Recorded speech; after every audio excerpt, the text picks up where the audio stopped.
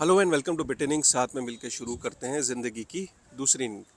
जो इस वक्त की सबसे बड़ी खबर ये है कि जितने भी इंडियन यूज़र्स हैं, ख़ास तौर पे जो नए यूज़र हैं, वो फॉरेन क्रिप्टो एक्सचेंजेस जैसे कि बाइनेंस, कूकॉइन, ओकेक्स, इन सब की जो एप्लीकेशंस हैं उनको प्ले स्टोर पे एक्सेस नहीं कर सकते। तो इसका मतलब ये है कि जो फाइनेंशियल इंटेलिजेंस यूनिट है एफआईयू, जिसने कुछ दिन पहले मिनिस्ट्री ऑफ फाइनेंस को ये बोला था कि अगर फॉरेन क्रिप्टो एक्सचेंजेस सामने आती नहीं है और रजिस्टर नहीं करती है हमारे साथ, तो उनके जो यूआरएल्स हैं और उनकी जो एप्लीकेशंस हैं वो इंडियन यूज़र्स के लिए ब्लॉक कर दी जाएं।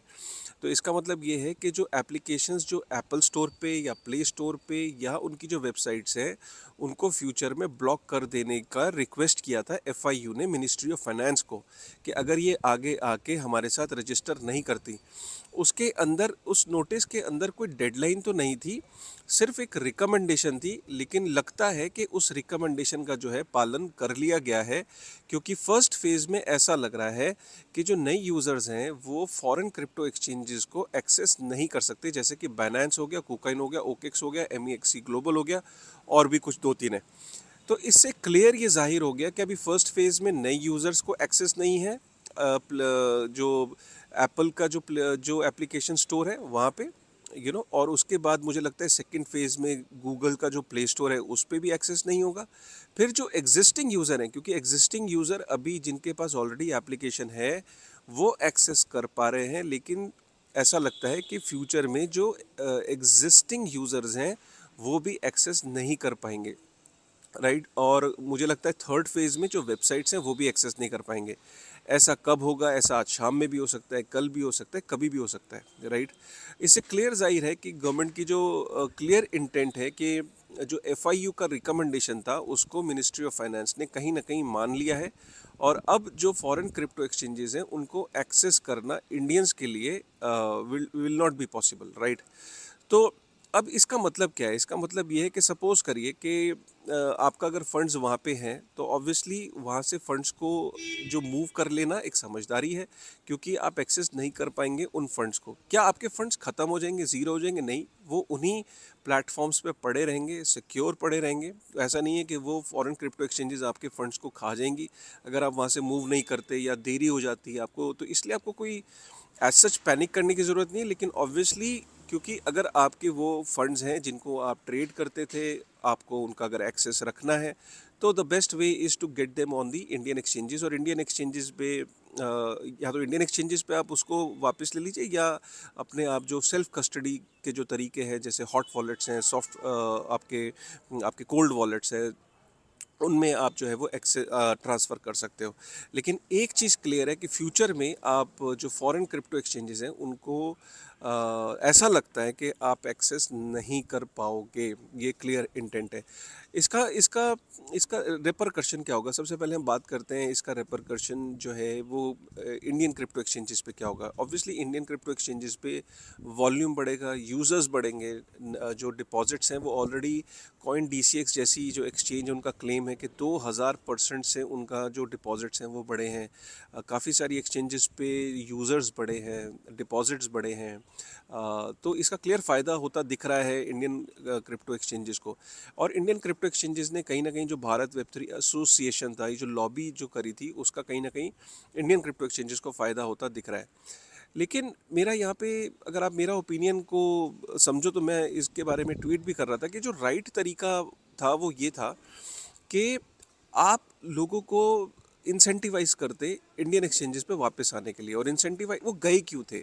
आप रूट कॉज को समझने की कोशिश करिए। द रूट कॉज के जो ज़्यादातर लोग जो गए थे वो गए थे जब जो टैक्सेशन का जो रेट था, जो 30% जो टैक्स था, और जो 1% टीडीएस जब एप्लीकेबल हुआ, तो काफ़ी सारे यूज़र्स जो है वो इसलिए फॉरेन क्रिप्टो एक्सचेंजेस पे मूव किए थे।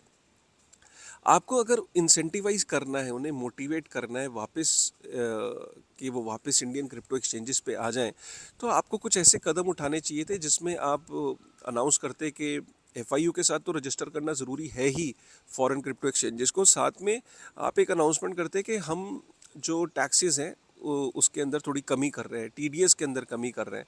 तो जो यूज़र्स जो फॉरेन क्रिप्टो एक्सचेंजेस को यूज़ करते हैं उनको एक मोटिवेशन मिलती है, उनको एक इंसेंटिव मिलता वापस से इंडियन एक्सचेंजेस पे आने का। अभी क्या है, अभी आपने उनको बैन अगर कर देंगे तो काफ़ी सारे यूज़र्स हैं दूसरे तरीके अपनाएंगे उनको यूज़ करने का। जैसे वीपीएन एक तरीका है जिसको वो फिगर आउट करने की कोशिश करेंगे। ऑलरेडी सोशल मीडिया पे बात होने लगी है कि अगर बैन हो जाता है तो कैसे एक्सेस करते हैं, तो कुछ लोग जो है वो वीपीएन्स का सहारा लेने की बात कर रहे हैं। तो इस तरीके के तरीके अपनाने की बात की जाएगी, राइट, जो कि सही तरीका नहीं है, क्योंकि लोग लोग जाने अनजाने में अपने आप को लीगल ट्रबल में भी डाल सकते हैं, और हर वीपीएन सिक्योर नहीं होता, और फंड लूज़ करने का यहाँ पे लूज़ कर सकते हैं काफ़ी सारे लोग अगर उन्होंने उल्टे सीधे वीपीएन्स को यूज़ किया, क्योंकि हर वीपीएन सिक्योर नहीं होता है। कई वीपीएन्स आपका बहुत सारा डेटा जो है वो लेते हैं, और यहाँ पे फंड्स का मामला है, तो जाने अनजाने में वो अपने फंड्स भी लूज़ कर सकते हैं, अपने आप को लीगल ट्रबल में भी डाल सकते हैं। क्योंकि एक चीज़ जब अलाउड नहीं है उसको आप वीपीएन के थ्रू अगर एक्सेस कर रहे हो, तो that is not the right way to do that. But क्योंकि लोगों को इंसेंटिव नहीं होगा इंडियन क्रिप्टो एक्सचेंजेस पे आने का, द मेन रीज़न वाज कि वो टैक्सेस की वजह से और टीडीएस की वजह से गए थे। So the right way to do it was कि आप फॉरेन क्रिप्टो एक्सचेंजेस को डेफिनेटली बोलते कि आप आगे आके रजिस्टर करो, थोड़ा उनको वक्त देते, उनको भी फ़ायदे बताते कि अगर आप रजिस्टर करते हैं तो what are the benefits that you are going to get, and आप टैक्सेस के अंदर भी थोड़ा सा आप अगर कमी लाते तो जो यूज़र है वो मोटिवेटेड फील करता, उसको इंसेंटिव होता वापस से इंडियन क्रिप्टो एक्सचेंजेस पे आने का। इंडियन क्रिप्टो इकोसिस्टम अगर ग्रो करता है तो ये हर भारतीय चाहेगा कि उसके यहाँ पे उसका इकोसिस्टम ग्रो करे। यहाँ उसको बाहर जाने का कोई शौक नहीं है, मतलब शायद ही कोई ऐसा इंसान होगा जो कहेगा नहीं मुझे तो बाहर ही जाना है।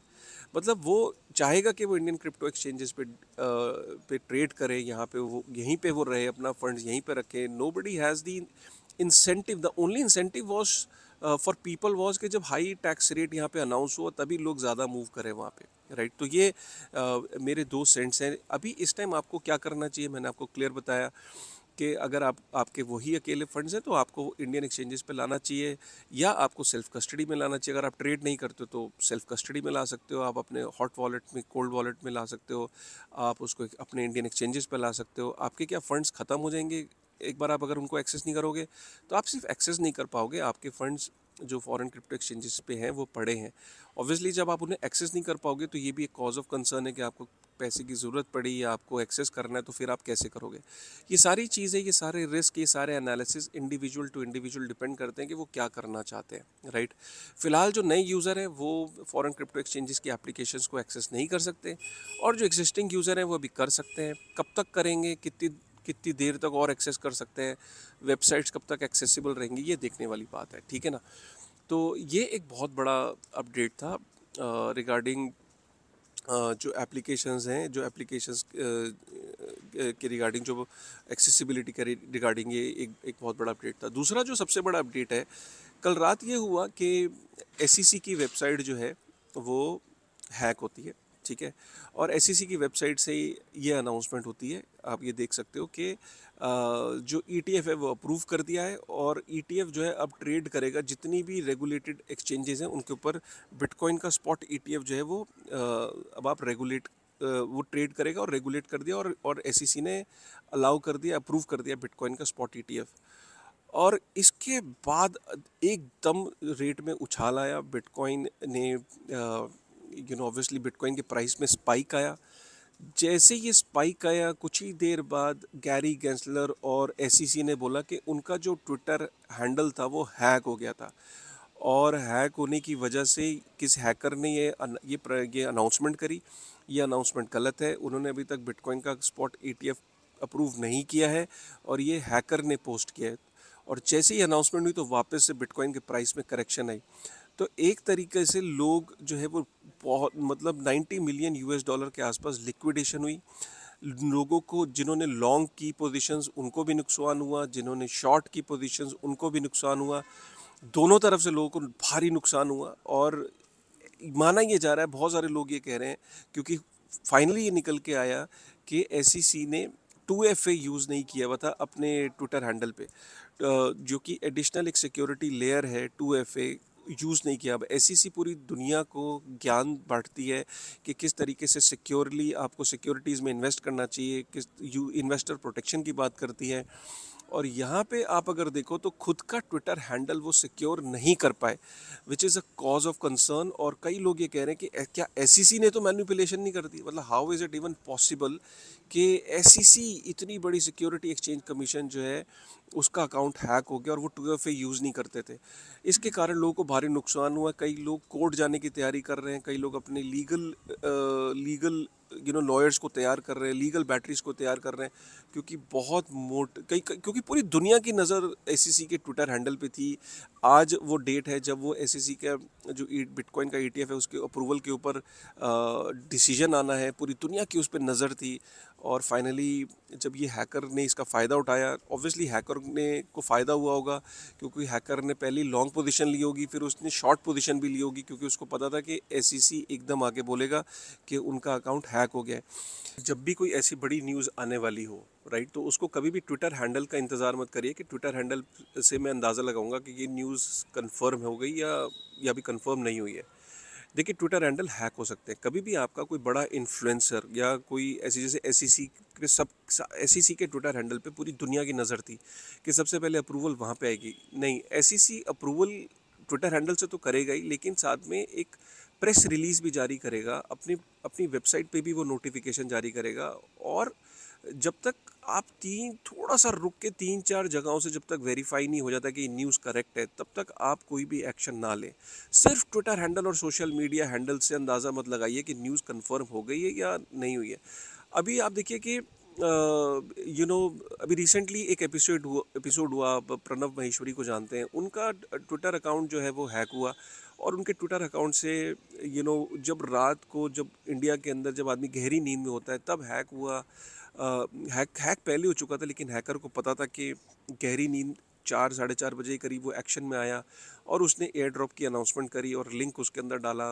और वो एयर ड्रॉप का लिंक जो था वो एक बेसिकली वो इनवाइट कर रहा था कि अपने वॉलेट को उसके साथ कनेक्ट करिए और अप्रूवल दीजिए, राइट। तो इस तरीके का अब प्रणव को 3-4 घंटे बाद, 5 घंटे बाद ये रियलाइज़ हुआ, फ़ोन आया कि तुम्हारे हैंडल से इस तरीके का गिव अवे दिया जा रहा है ग्राफ प्रोटोकॉल का और GRT का, क्योंकि वो ग्राफ प्रोटोकॉल में काम करते हैं। एकदम वो हरकत में आए और पता ही लगा कि एक फ़िशिंग अटैक की वजह से उनका अकाउंट जो है वो कॉम्प्रोमाइज़ हुआ था, जिसकी डिटेल पूरी उन्होंने अपने ट्विटर थ्रेड में डाली है। तो इससे ये पता लगता है कि कभी भी किसी भी सोशल मीडिया इन्फ्लुएंसर पे, इंक्लूडिंग मी, मैं कभी भी किसी भी तरीके का वीडियो ऐसा आपको दिखे जहाँ पे गिव अवे मैं दे रहा हूँ या गिव अवे का लिंक डाल रहा हूँ या कोई ऐसी अनाउंसमेंट कर रहा हूँ एयर ड्रॉप की, या मैं, तो उस वीडियो पे आप यकीन मत करिए। मैं कभी भी किसी भी तरीके का गिव अवे का लिंक, इस तरीके का लिंक नहीं डालूंगा। और आपको अचानक मेरा सोशल मीडिया पे ऐसा कोई वीडियो दिखे या ट्वीट दिखे तो आप कंप्लीटली उसे इग्नोर कर दीजिए। मतलब क्योंकि ये सबसे बड़ा रीज़न है आज की डेट में फ़िशिंग अटैक,